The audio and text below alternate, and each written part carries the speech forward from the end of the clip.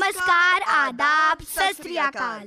बातें होंगी, मस्ती होगी और होगा धमाल, क्योंकि आ गई है मित्र मंडली कमाल। मैं हूँ आपका होस्ट और दोस्त ऋषि पांडे और मेरे साथ हैं मैं एकाक्ष कनकानी, मैं शुभांकर और मैं सुहानी। होंगे कुछ सवाल, होंगे कुछ जवाब, तो चलिए शुरू करते हैं आप सबका पसंदीदा कार्यक्रम बाल कार्यक्रम। वाहे गुरु का आशीष सदा मिले, ऐसी कामना है हमारी। गुरु की कृपा से आएगी घर घर में खुशहाली। पता है दोस्तों कल क्या है? हाँ, मुझे पता है। कल गुरु नानक जयंती है।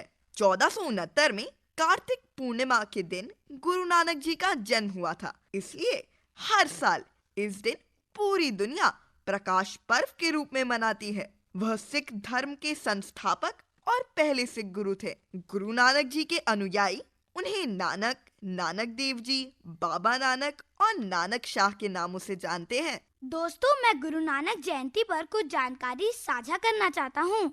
सिख समुदाय के लोगों द्वारा प्रतिवर्ष हिंदी पंचांग के कार्तिक महीने की पूर्णिमा के दिन गुरु नानक जयंती का पर्व मनाया जाता है।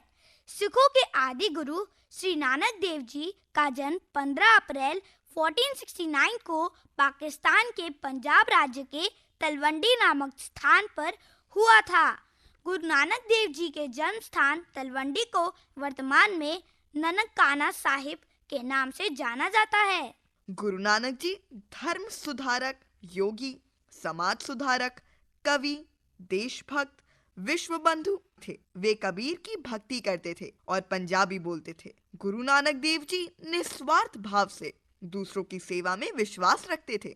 नानक देव एक अलौकिक अवतार थे। उनके शिष्य एक मुस्लिम थे जिनका नाम मर्दाना था। जब उन्होंने मक्का जाने की इच्छा नानक जी के सामने रखी तो नानक देव भी उनके साथ मक्का गए। गुरु नानक देव की जयंती पर हमें उनकी 5 शिक्षाओं का संदेश चारों ओर फैलाना चाहिए। तो क्या तुम्हें पता है ये संदेश क्या थे? नहीं एकाक्ष, तुम ही बताओ। एक ओंकार या एक ईश्वर, समानता, भाईचारा, विनम्रता, सेवा और सदाचारी जीवन का संदेश। गुरु नानक देव बहुत तेज बुद्धि के थे। जब वे छोटे थे तब शिक्षक ने पाटी पर उनसे अ लिखवाया। नानक देव ने अ तो लिख दिया, किंतु शिक्षक से प्रश्न किया कि गुरुजी अ का क्या अर्थ है।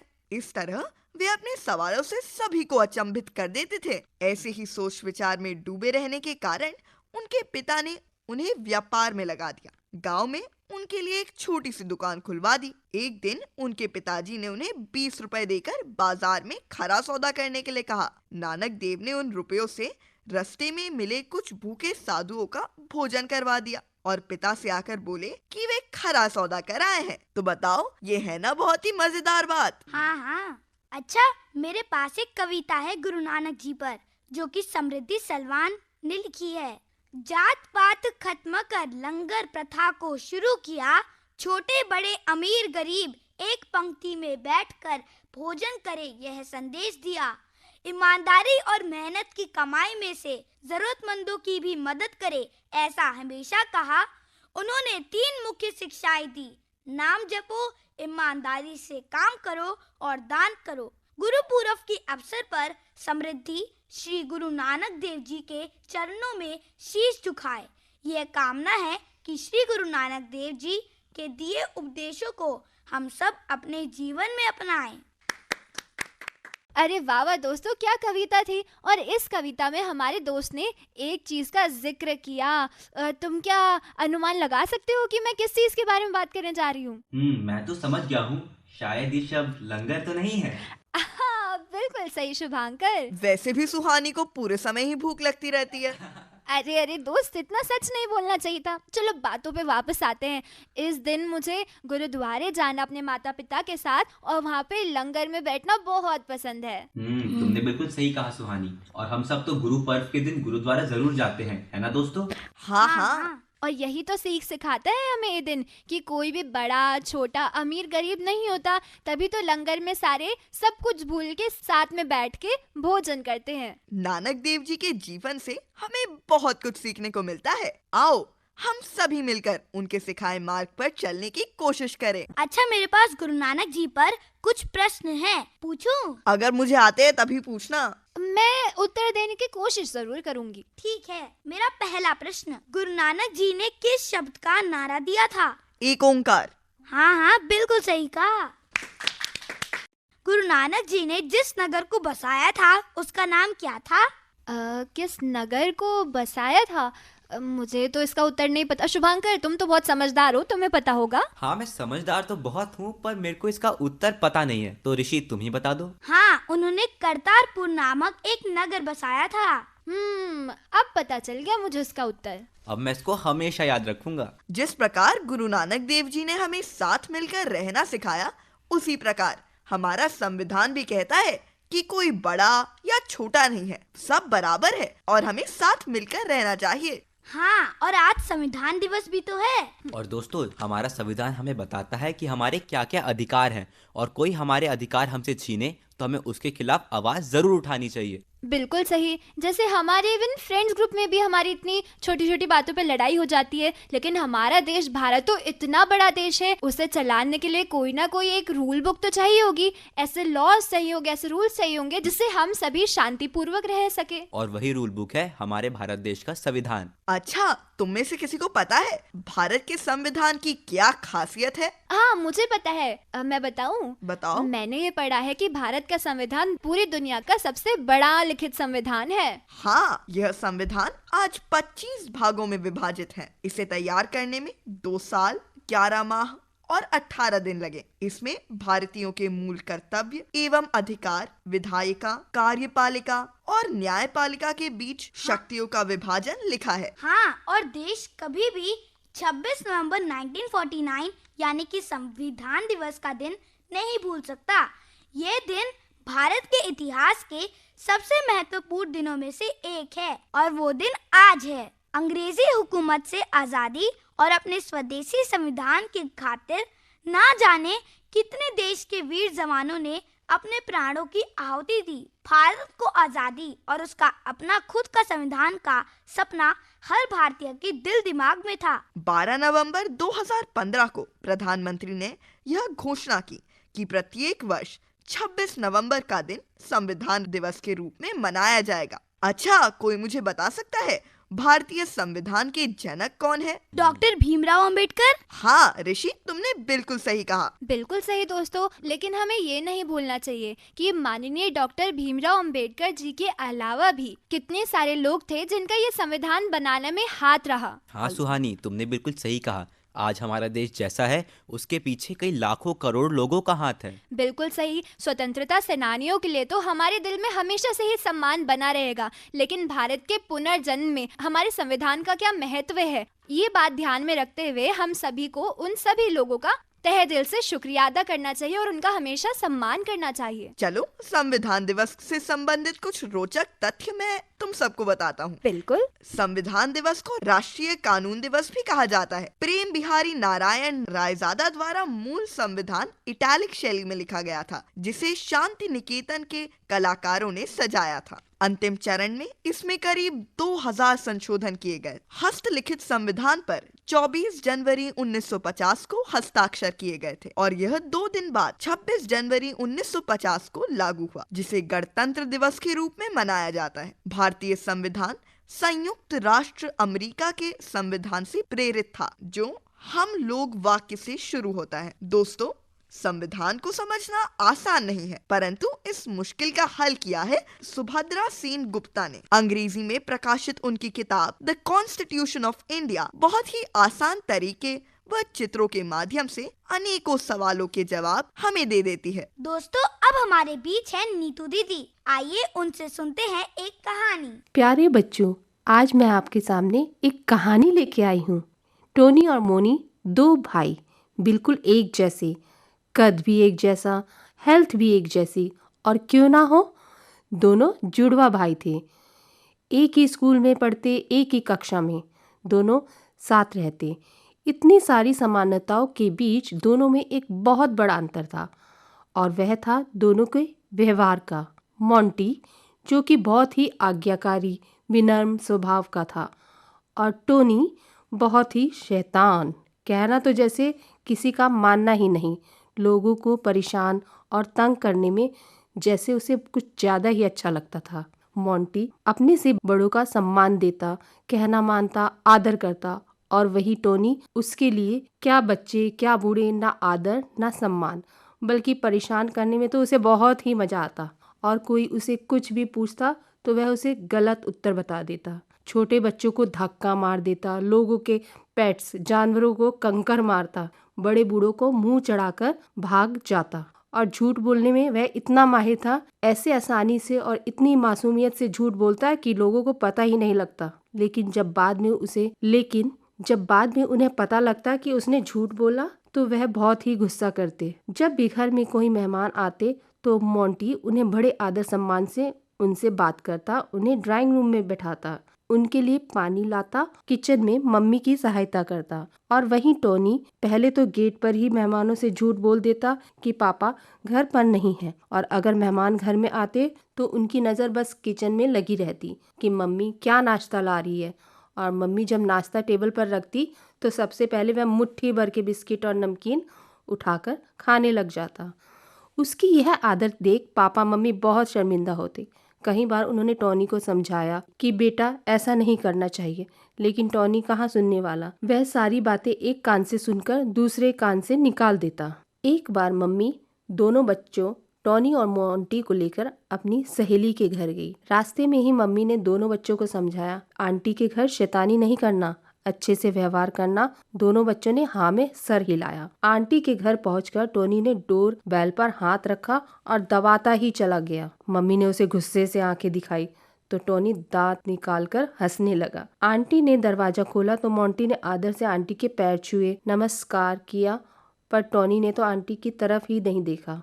वह सीधा उनके ड्राइंग रूम में चला गया और वहां जाकर घर की वस्तुओं को उठा उठाकर देखने लगा। कभी सोफे पर कूदता, कभी सजावटी वस्तुओं को छू छू कर देखता। मम्मी मन ही मन बहुत गुस्सा हो रही थी टॉनी को देखकर, पर टॉनी यह सब देखकर अनजान बन रहा था। जब आंटी खाने के लिए समोसे लेकर आई तो टॉनी ने झपटकर 2 समोसे उठा लिया और मुंह में भरकर जोर जोर से आवाज करके खाने लगा। मम्मी को आज बहुत बुरा लग रहा था, लेकिन वह क्या कर सकती थी, क्योंकि टॉनी को कुछ कहना भी बेकार था। फिर भी दोनों बच्चे आंटी के बेटे मिक्की के साथ खेलने लगे। टॉनी मिक्की के खिलौने को उलट पुलट कर देख रहा था और उसने मिक्की के रिमोट वाली गाड़ी को इतनी जोर से चलाई कि वह दीवार से टकराकर टूट गई। मिक्की यह देखकर बहुत ही जोर से रोने लगा। मोंटी टोनी की मम्मी अब बहुत परेशान हो गई थी। वह मिक्की की मम्मी से क्षमा मांगने लगी। टोनी मोनी को लेकर घर की ओर निकल गई। आज उन्होंने कसम खा ली कि वह टोनी को लेकर कहीं भी नहीं जाएगी। एक दिन मिक्की उनके घर आया और बोला कि आंटी, आज मेरा जन्मदिन है और मेरा परिवार चिड़ियाघर में पिकनिक मनाने जा रहा है और मैं मोनी को अपने साथ ले जाना चाहता हूँ। मोनी जाने के लिए तैयार हो गया। टॉनी भी जाना चाहता था, लेकिन मिक्की ने मना कर दिया कि वह टॉनी को नहीं ले जाना चाहता, क्योंकि टॉनी को संभालना बहुत मुश्किल है। टॉनी बेचारा मन मसोस के रह गया और अपने कमरे में जाकर खेलने लगा। थोड़ी देर में टॉनी को मम्मी की आवाज़ सुनाई दी। वह टॉनी को बुला रही थी, लेकिन टॉनी ने सुनकर अनसुना कर दिया और अपने कमरे में खिलौनों के साथ खेलता रहा। कुछ समय के बाद जब वह थक गया, उसे भूख लगी तो वह कुछ खाने के लिए किचन में गया, लेकिन वहां उसने देखा कि मम्मी तो फर्श पर बैठी जोर जोर से हाफ रही है और उनको बहुत जोर से खांसी भी आ रही है। टोनी यह देखकर घबरा गया। वह मम्मी को उठाकर कमरे में ले जाने लगा, लेकिन मम्मी को उठा नहीं पाया। अब वह बहुत ही घबरा सा गया। वह भागते हुए पड़ोस में कविता आंटी के पास गया और मम्मी के बारे में बताया, लेकिन कविता आंटी को टोनी की शैतानी के बारे में पता था। वह बोली, टोनी, हमें परेशान मत करो, तुम कितने शैतान हो और झूठ बोलते हो, हम जानते हैं। ऐसा कहकर आंटी ने दरवाजा बंद कर दिया। टोनी रोता हुआ मंजू आंटी के घर गया तो वह भी घर के अंदर से बोली कि टोनी, हमें बेवकूफ मत बनाओ, हम तुम्हारी शैतानी जानते हैं, और उन्होंने भी दरवाजा बंद कर दिया। टोनी अब बहुत ही घबरा रहा था। उसे कुछ समझ नहीं आ रहा था, क्योंकि उसके पापा का फोन भी नहीं लग रहा था। वह कॉलोनी के सड़क पर जाकर जोर जोर से रोने लगा। जब कुछ लोगों ने उसे रोते देखा तो उसके पास गए और उसके बताने पर उनके घर जाके देखा तो उसकी मम्मी की तबीयत बहुत ही खराब हो गई थी। पड़ोस के लोग जल्दी से टोनी की मम्मी को डॉक्टर के पास ले गए। डॉक्टर ने मम्मी को एडमिट कर उनका इलाज शुरू कर दिया। पड़ोसियों ने टोनी के पापा को भी फोन लगाकर सारी बात बताई।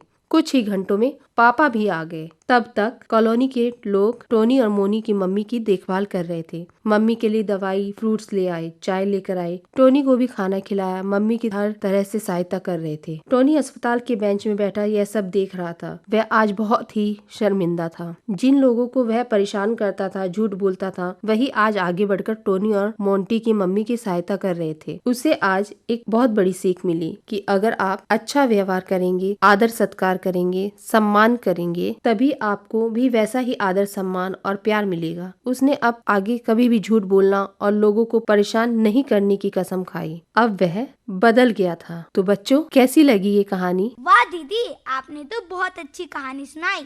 मुझे इस कहानी से बहुत कुछ सीखने को मिला। दोस्तों, जोरदार तालियां हो जाए हमारी नीतू दीदी के लिए। ऋषि, तुम और कुछ भी हमें बताना चाहते हो? हाँ दोस्तों, मैं आप सबके साथ कुमार श्री SP यादव द्वारा लिखी गई एक प्यारी सी कविता सुनाना चाहता हूँ। तो देरी किस बात की? हाँ, मैं भारत का संविधान हूँ, तेरे हर सवालों के जवाबों का निधान हूँ, वीरों के कलमों से निकला, हाँ मैं भारत का संविधान हूँ। कभी अपने नैनों से एक एक शब्द चुरा कर तो देखो, कभी अपने नैनों से जाति धर्म का पर्दा उड़ा कर तो देखो। हम में कुछ खता है तो सांसद में प्रस्ताव लिखो, सुप्रीम कोर्ट मेरा रक्षक है, सही गलत जरा उनसे सीखो। अनेक देशों से लाकर बनाया हुआ एक जान हूँ, मातृभूमि को चलाने वाला, हाँ मैं भारत का संविधान हूँ, हाँ मैं भारत का संविधान हूँ। धन्यवाद। अरे वाह ऋषि, ये तो बहुत ही अच्छी कविता थी। इतनी देर से हमारे ये दोनों दोस्त कुछ ना कुछ सुनाए जा रहे हैं, इससे ना मेरा भी मन कर गया है। मैं भी कुछ लेकर आई हूँ, तो तुम जानना चाहोगे वो क्या है? हाँ हाँ बिल्कुल। जैसे कि हमें पता है गुरु नानक जी ने इतनी सारी हमें बातें सिखाई, उनकी इतनी सारी सीख है, उनकी इतनी सारी रचनाएं हैं। तो उन्हीं में से एक यह काव्य है जो कि गुरु नानक जी द्वारा ही रचित है, और वो मैं तुम सबके सामने सुनाना चाहती हूँ। जो नर दुख में दुख नहीं माने, सुख सनेह अरुभय नहीं जाके, कंचन माटी जाने, नहीं निंदा नहीं अस्तुति जाके, लोभ मोह अभिमाना, हर्ष शोक ते रहे नियारो, नाही मान अपमाना, आशा मनसा सकल त्याग के, जगते रहे निराशा, काम क्रोध जेहि परसे नाही, तेहि घट ब्रह्मा निवासा, गुरु कृपा जेहि नर पय कीन्ही, तिन्ह यह जुगति पिछानी, नानक लीन भयो गोविंद सो, जियो पानी सो पानी। जैसे गुरु नानक जी ने हमें सिखाया है कि हमें एक साथ मिलजुल कर रहना चाहिए, उसी से मुझे याद आया कि एकता में बल है। यह कहावत हमने बचपन से सुनी है। किसान के 4 बेटों की कहानी तो हम आज भी सुनते हैं। हाँ, ये तो मेरे बचपन की किताबों में भी थी। जब कदम से कदम मिलाकर चलते हैं तो स्वतंत्रता दिवस की परेड से लेकर भारतीय क्रिकेट टीम की जीत मन में एक जोश और आत्मविश्वास पैदा कर देती है। जब देश में और देशवासियों में एकता होती है तो कोई भी दुश्मन उसके पास आने से और उसे आघात पहुंचाने से कतराता है, अर्थात कोई भी अनुचित लाभ नहीं उठा सकता है। हाँ, मेरे तो विचार है कि मिलजुल कर रहने से हमारी आपसी एकता बढ़ती है। आपस में एकता होना बहुत बड़ी बात है। मिलजुल कर रहने से हम सभी काम आसानी से कर सकते हैं। कोई भी मुश्किल काम हो, हम आसानी से उसे पूरा कर सकते हैं। मिलजुल कर रहने का मजा ही कुछ और है। फिर चाहे वो घर में संयुक्त परिवार हो या विद्यालय में सामूहिक गतिविधि, है ना? हाँ हाँ। और यह सीख तो हमारा अपना भारत देश भी हमें सिखाता है।